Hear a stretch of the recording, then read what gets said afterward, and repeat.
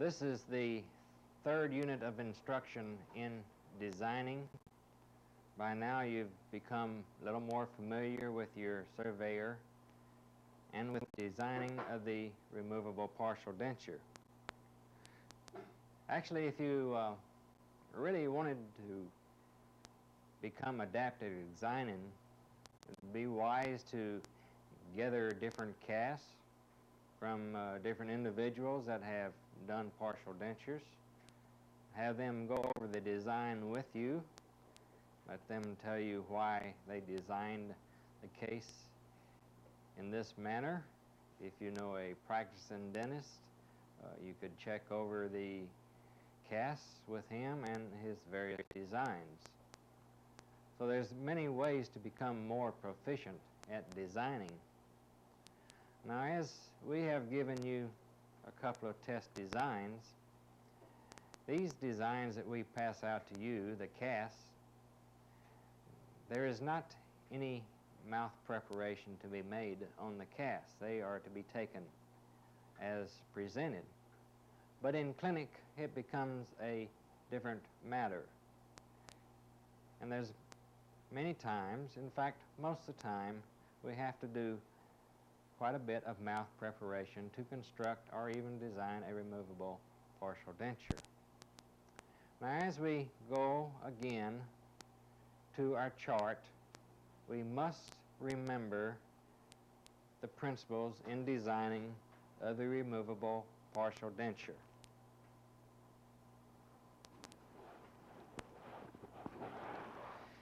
Now, in designing a removable partial denture, if you can imagine that we have a missing bicuspid on the left,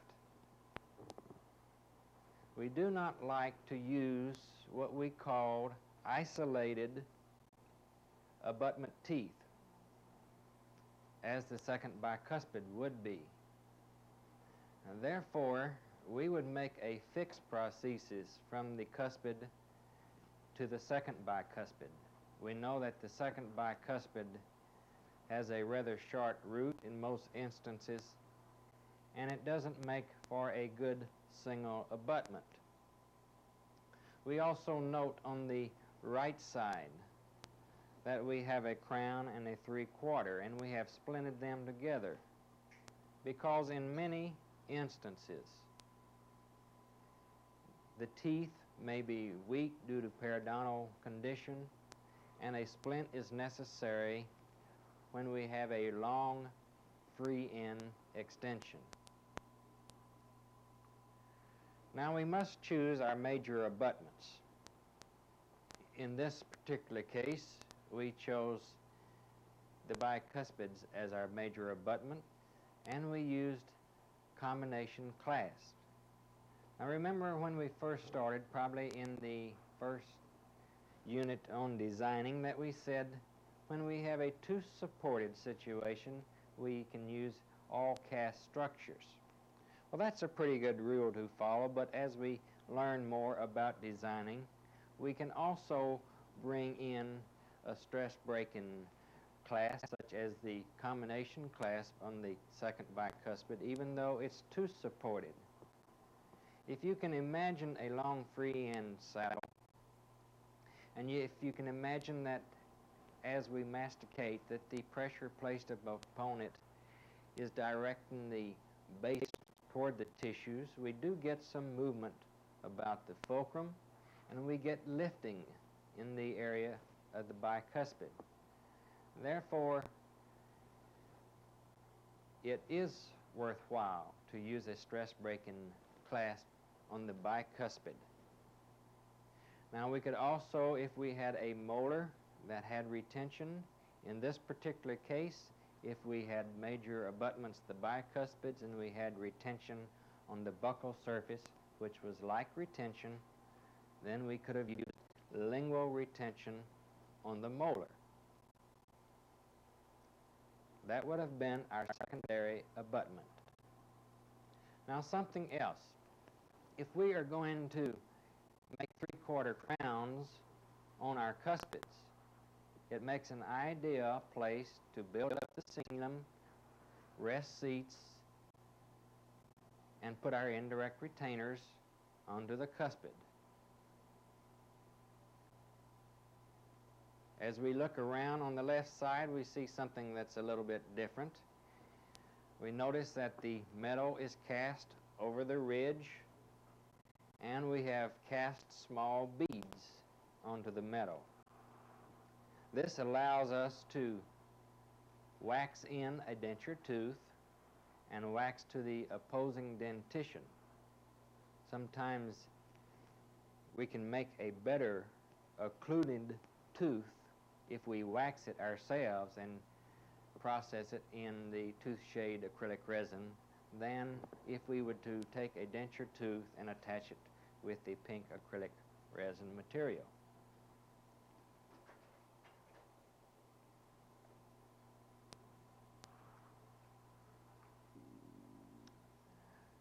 Again, if we would notice, we have replaced the single abutment tooth with a fixed prosthesis.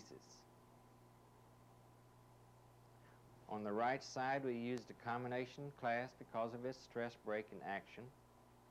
The indirect retainer was placed on the cingulum of the cuspid. Combination clasp used on the bicuspid, possibly because the molar being a weak tooth, we only used a rest preparation. Now, if we do this, this means that this molar has either drifted to the mesial or it is too short for us to use clasp arms. And this happens quite often where the gingiva tissue in the molar region is so high upon the molar tooth that we can only use the rest. In that case, we could use either a bar clasp or the cast circumferential clasp on the mesial buccal. So you see there are various designs that you can use if you just take this one picture, for instance. On the right side, we could use two clasps, the combination clasp as shown here, or we could have used the bar clasp with distal retention. On the other abutment tooth, the combination clasp with mesiobuccal retention or the bar clasp using distal retention, bar clasp with mesial retention because it is tooth supported, or we could have used the cast circumferential clasp. So there's various designs that we can use.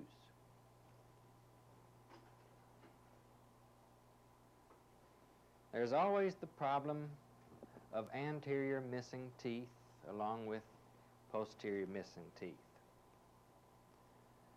When we have anterior missing teeth, there's two ways we can go about it. The replacement with the acrylic resin or with facings and backends, as we do in our fixed prostheses. If we use it with the acrylic resin, generally it means that we have had a poor periodontal condition, the gingiva has receded, and therefore we need to not only replace the teeth, but we need to replace the surrounding structure as well. Whenever we place anterior teeth, we must have a rest on the abutment tooth on each side. Here we are using the cingulum rest. Now we have splinted this side because the fact that we had a long free end extension, and again, unless the teeth are very sound, a splint is necessary or is wise. I think from the last unit of instruction on design, we talked about the long major connector when we have all of our teeth present on one side. And we can only use the long major connector if the arch is rather short. In other words, we still must maintain a rigid major connector. But this is ideal situation if we can come back to the second molar, use the circumferential clasp, and have our fulcrum line through here.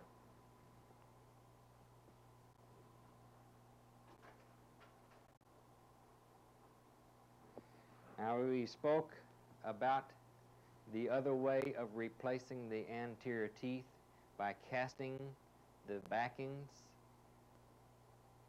to the major connector. Trying to illustrate it here, the backings and then the ponics. The ponics would be placed on the tissue as you would with a fixed prosthesis. That is, that the cast is scraped slightly and the ponics are ground and adapted to the cast. Probably we had sufficient room due to the opposing occlusion to allow us to come through with an embrasure clasp using the bicuspid and the molar as our major abutment on the left. Now, we have found in the clinic by many castings that if one of the clasp arms of the embrasure clasp is a wrought wire, there is less likely of breakage of one of the clasp arms, possibly due to the fact that it requires less metal. The right side, the combination clasp or the bar clasp could be used. Probably the bar clasp would be one of choice because we are using no clasp on the molar.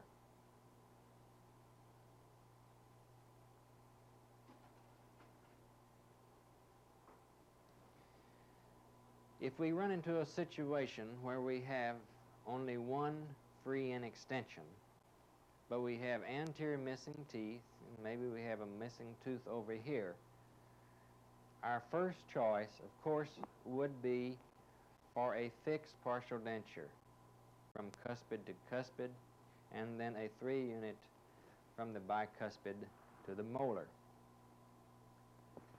This gives us plenty area of mastication, and it doesn't require us to make a large amount of excess framework for the addition of a small unilateral free end extension.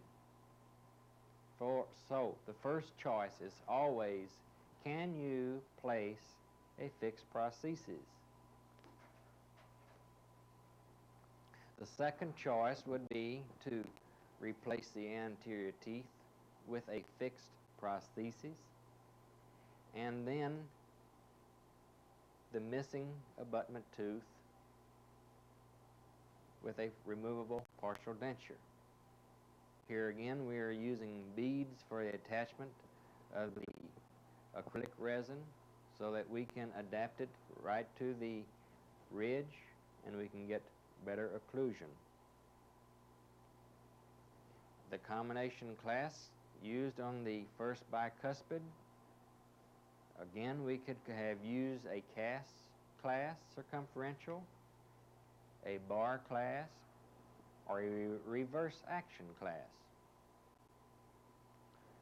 On the opposite side, if we did not have distal buccal retention, we could have used the combination clasp as well as the bar clasp with distal retention. Because of the short free end extension, because we could go in using 2 abutments on the right side, it was unnecessary to make a horseshoe or make a circular bar. Single palatal bar was sufficient, and the second, the minor abutment, was our indirect retainer.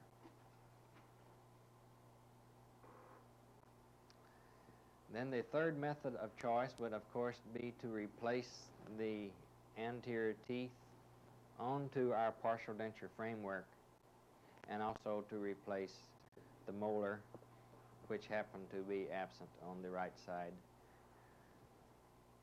into our partial denture framework. Here we are showing the major connector cast to the pontics or the facings in the anterior region.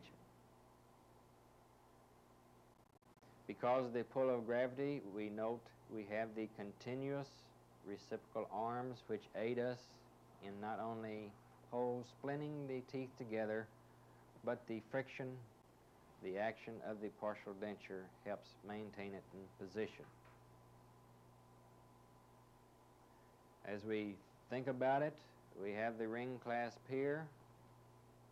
The tooth could have been so contoured so that we could have used a bar clasp, or we could have used the circumferential with distal retention.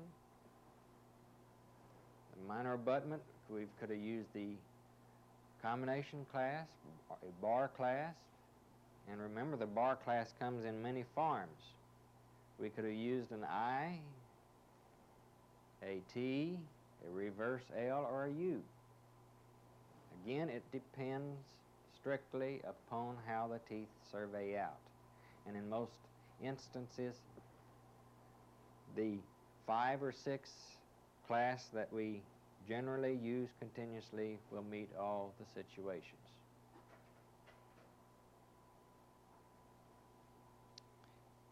Here is a design in which was developed out in California by Dr. Cradiville. It's a little different than the designs that we ordinarily use in clinic. If you will notice that the occlusal rests are the indirect retainers. There is no occlusal rest on the abutment teeth, but that the major connector lies next to the abutment tooth at the distal and toward the lingual so that the tooth will be braced. It also lies against the tooth so that food will not impact between the major connector, minor connector, and the abutment teeth. He uses an eye bar, which is located directly in the center of the tooth, with the theory that if the framework or the base is moved toward the tissue, that the eye bar will be able to move distally, or if it moves away from the tissue, the eye bar moves mesially, and therefore there is no undue stress is placed upon the abutment tooth in either direction. Only in a vertical direction during mastication does the eye bar maintain the partial into position.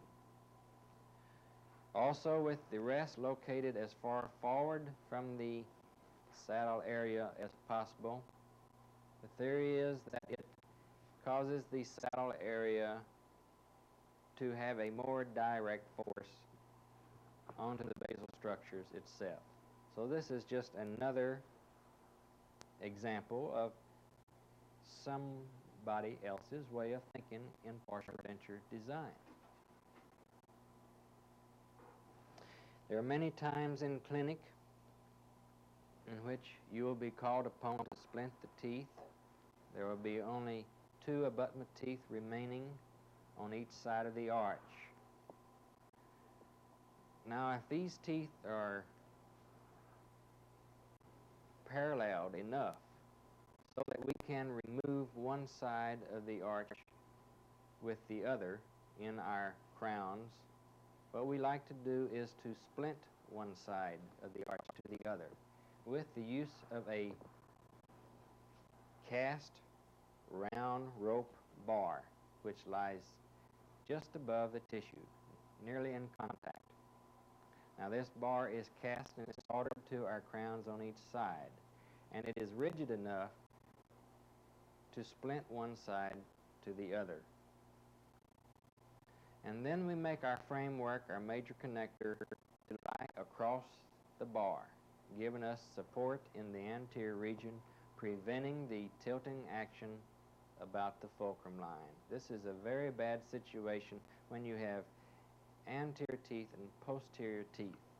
It seems to want to rock like a seesaw. But with the framework lying across the bar, we get away from a lot of this tilt in action. This bar also can be used with a clip, which may be placed in the framework and used as retention. Here we are only use it as far as our indirect retention. Our combination clasps are used as our major retentive.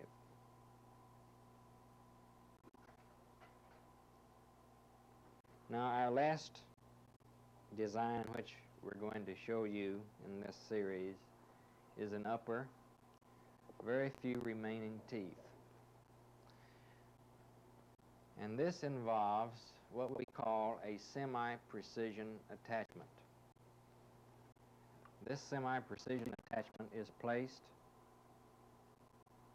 in the distal of our abutment teeth due to the fact that we probably are using a 3/4 here and a full crown here.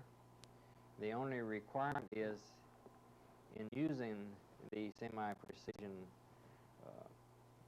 rest seat here is that we make our preparation of our crown somewhat as if we were to make a inlay preparation, giving us plenty room so that the rest seat may be long from the occlusal almost to the border of the crown, also give us enough depth in it so that it acts as a reciprocal arm.